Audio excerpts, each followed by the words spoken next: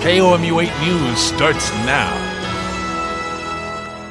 Said that he knew that he needed to pay the consequences for his actions, and that that it wasn't enough that couldn't bring Jordan back, but that he really felt like he needed to do that.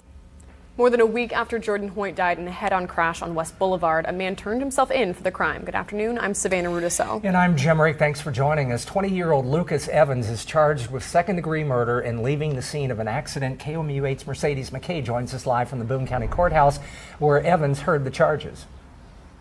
This afternoon, a judge read Lucas Evans' charges from here, while Evans watched through a video camera from inside the Boone County Jail. He didn't have an attorney with him, and he didn't say a word other than thank you. Now, outside the courthouse, I spoke with a woman who says she was with Evans the day after the crash.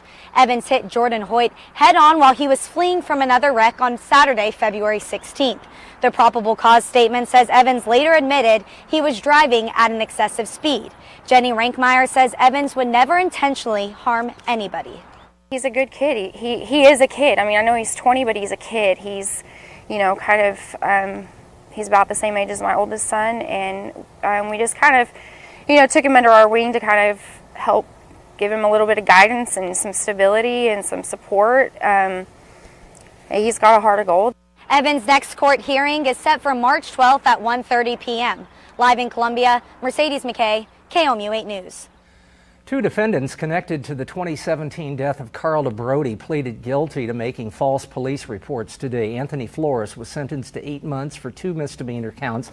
Shayna Osborne faced 1 misdemeanor count. There are 2 of the 5 defendants facing criminal charges. In the Fulton man's death, DeBrody's body was found in a storage unit. According to court documents, he experienced harsh physical abuse leading up to his death. His body was encased in concrete. A week after he was reported missing, police believe he was actually missing months before it was reported. Another defendant in the case goes to trial on Thursday. Here's what's happening right now. The Callaway County Sheriff's Office is actively conducting a death investigation after human remains were found in Fulton. Someone found the remains yesterday, but after investigators realized they were human, they conducted a second investigation today. No foul play is suspected, but the Boone Callaway County Medical Examiner's Office is examining them. Deputies are in contact with family members who are possibly related to the deceased. More details about the accident involving a Columbia police officer hitting and killing a 4-year-old girl in January. Officer Andrea Hess was parking her police SUV on Battle High School sidewalk. She was assigned to keep an eye on bus traffic when she hit Gabriella Curry. KOMU 8's Kasia Carriage is live where the accident happened with this update. I went all day going through these documents and read all of the witness statements. Now, the acting police chief at the time of the incident called it extremely tragic. This scene at Battle High School even shocked fellow police officers. I would ask everyone to please pray for the family and pray for the officer that was involved in this incident. CPD officer Andrea Heese hasn't talked about what happened when she struck Gabrielle Curry, but the Highway Patrol confirmed. The patrol vehicle was eastbound in this circle driveway here, and the child was eastbound on the sidewalk here.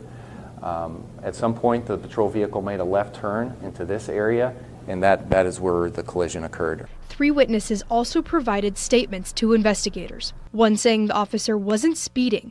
She wasn't going fast. I don't know how she didn't see the little girl. Police see this little girl playing. She turned. I thought she was going to put on her brakes to see the little girl. The little girl just disappeared. The report says Officer Heese got out of the police car and instantly did CPR on the little girl. Now, this is only the initial report, and the full comprehensive investigation should be coming out in about a month. I did reach out to CPD about the status of this officer, and all they could tell me was that she is still employed. Reporting live in Columbia, Kasia Carriage, KOMU 8 News. 4 months after Stevens College announced a new admissions policy, a protest broke out near the college. The school will allow transgender women and gender non-binary students to enroll in the historically all-women's college. KOMU 8's Kara Strickland was there today and joins us now in the studio with how the school muffled the controversy. The Westboro Baptist Church is known for protesting the LGBTQ community, but this story isn't about their protests, rather about the campus's response. Students tried to drown out the outside noise with the support for their classmates.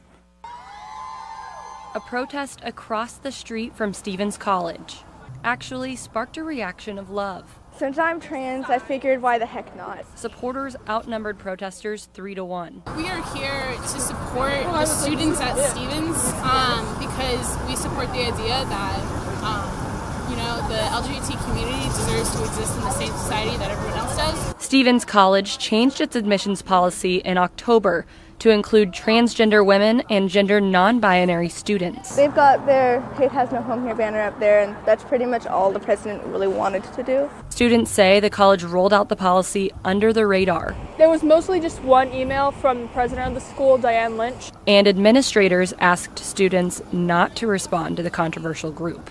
They wanted to show some solidarity, but they didn't think it would be the best option to come out and hold up signs or whatever and give them what they wanted. However, I don't really think we were giving them what we wanted at all. My teachers didn't really talk much about it, but we didn't really talk to them about it. In the end, students let their support do the talking. Everything I've heard, I believe, was really positive, and people just wanted to make sure I was okay and safe. And it's really nice being around all of the people who support Stevens' new policy.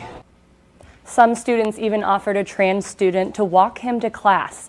The protest only lasted 30 minutes, but the counter-protest in support of Stevens students continued another half hour.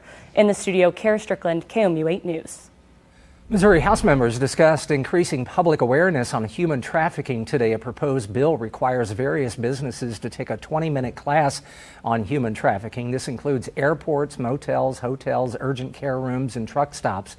A survivor said it's important for these employees to be trained on what to look for. There are some really basic indicators, basic ways to understand slavery in today's time that can be accomplished in 20 minutes. The House bill goes hand in hand with Missouri's poster bill, which requires the same kinds of businesses to hang posters with human trafficking hotline information. The owner of the New England Patriots is now officially charged with soliciting prostitution at a Florida spa. According to the state attorney, Robert Kraft is one out of 25 people being charged with solicitation. He says there's video evidence of Kraft in the spa just hours before the Patriots advanced to the Super Bowl this year after beating the Kansas City Chiefs. After review by our intake prosecutors, we are charging 25 individuals with soliciting another to commit prostitution, pursuant to sections 796.07, 2F, and 5A1 of the Florida statutes. This charge is a first-degree misdemeanor.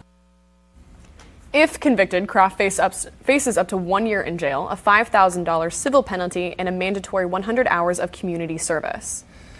Transparency or a clouded view? Missouri Democrats and Republicans clash over cleaning up the state. New updates in the R. Kelly case, how he pleaded, and what happens next. That's coming up after the break.